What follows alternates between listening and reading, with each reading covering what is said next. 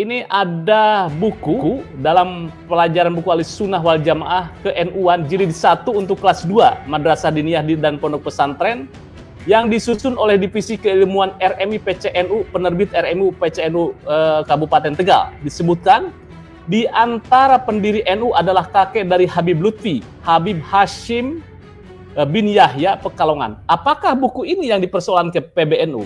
Ini yang akan kita telaah. Nah, konten buku di sini disebutkan bahwa nama-nama ulama pendiri NU diantaranya Mbah Kiai Haji Khalil Bangkalan, Madura, kemudian ada Habib Hashim bin Yahya Pekalongan. Nanti mungkin bisa dikonfirmasi. Kemudian ini perbincangan WA Group. Ternyata setelah saya minta cross check, memang terjadi ada dialektika di sini. Jadi ada maksudnya clear, ini ada perbincangan bahwa Ketua PCNU ya, PCNU Tegal mengatakan bahwa buku itu sudah ditarik dan Hashim bin Yahya dihilangkan. Semua buku ditarik dan referensi yang dipakai dikumpulkan. Artinya kemungkinan ini buku ini yang beredar yang dipersoalkan oleh Gus Yahya. Jadi karena sebelum buku ini menjadi polemik dengan memuat data Hashim bin Yahya, kakek daripada Habib Lutfi Yahya, masuk dalam salah satu pendiri Nahdlatul Ulama setelah Syekh Khalil Bangkalan gitu ya. Dan itu jelas bukunya ada, faktanya ada, diterbitkan oleh RMI NU Tegal, Jawa Tengah. Saya punya pengalaman sendiri tentang hal ini ya, sebagai peneliti dan periset atau penulis juga dari sebuah tim ensiklopedi ulama Nusantara, ulama Indonesia. Itu saya masuk dalam tim jauh sebelum buku ini beredar, yang tadi buku dari RMI NU itu sebelum COVID malah saya masuk tim. Di dalam tim itu ada struktur tim yang diantara yang paling tinggi di posisi penasehatnya atau pembinanya itu ada Habib Lutfi bin Yahya gitu. Nah, itu ada keinginan beliau untuk meminta atau menyarankan memasukkan nama kakeknya Hashim bin Yahya sebagai salah satu ulama dalam ensiklopedi ini. Nah, kemudian juga diminta atau diusulkan oleh beliau agar kakeknya itu dijelaskan sebagai pendiri NU di dalam buku ensiklopedi ini gitu. Nah, ini editornya ada 2 orang kawan saya, dan 2 orang ini Habib juga dari kalangan bin Yahya ya. 2 orang ini itu melakukan verifikasi langsung ke Pekalongan, melakukan riset, karena ini memang ensiklopedi ini bukan sembarangan ensiklopedi yang betul-betul dipertanggungjawabkan tentang validitas daripada datanya gitu ya. Dan tim ini memang tim orang-orang yang sudah terbiasa melakukan riset atau penelitian serta penulisan tentang profil tokoh Islam atau ulama Islam di Nusantara. Orang-orang yang terbiasa lah ya. Termasuk saya juga pernah melakukan riset tentang ulama tokoh Islam di Betawi khususnya. Nah, itu ketika ada informasi itu kita verifikasi juga ke lapangan langsung, menanyakan di lingkungan Pekalongan tempatnya yang dikatakan sebagai wilayah di mana Hashim bin Yahya ini berkiprah gitu, lahir kemudian berkiprah di situ. Ternyata dari hasil verifikasi 2 Habib ini yang merupakan tim dari kami, itu tidak ditemukan data apapun bahwa Hashim bin Yahya ini adalah tokoh NU di masanya begitu.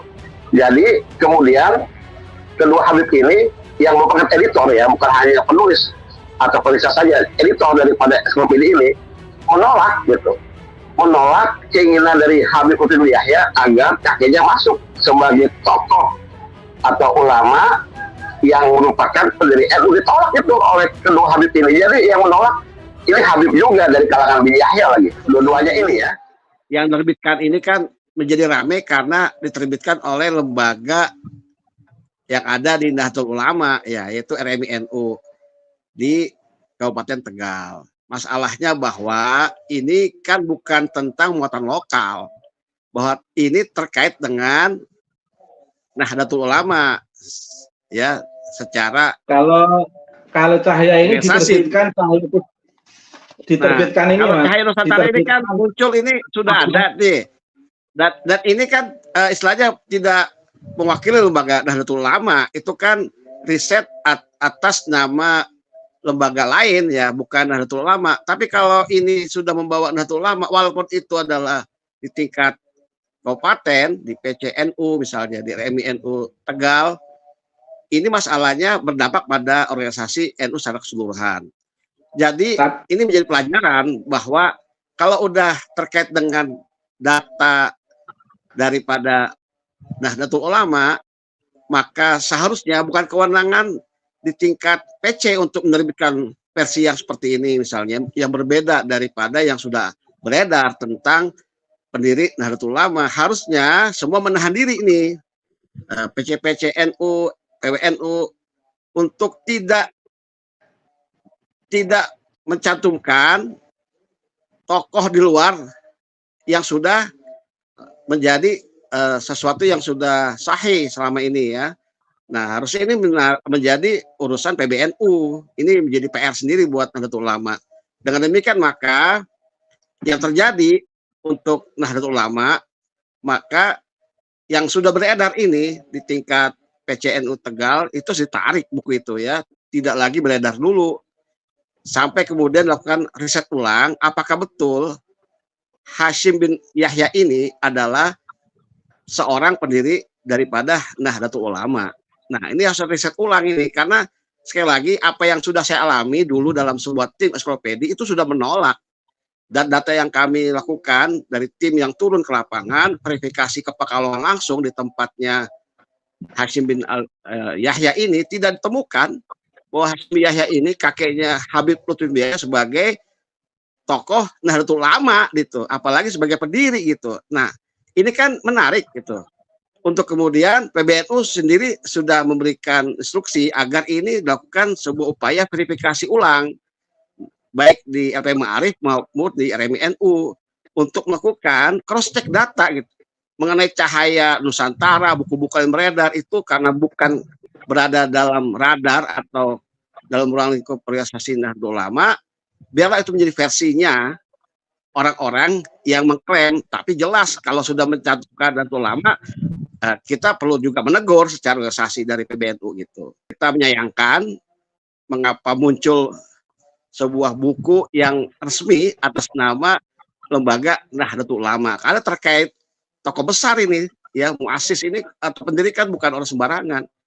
Nah, ini saja yang membuat jadi polemik, ya, menjadi heboh, ya. Sebenarnya polemik yang sudah harus diselesaikan secepat-cepatnya, karena kalau terus ini dibiarkan nanti menjadi pembenaran bahwa data itu benar, apalagi atas nama Nahdlatul Ulama, yaitu lembaga RMI, walaupun di tingkat cabang, ya, tapi ini kan gemanya pengaruhnya bisa sampai tingkat nasional.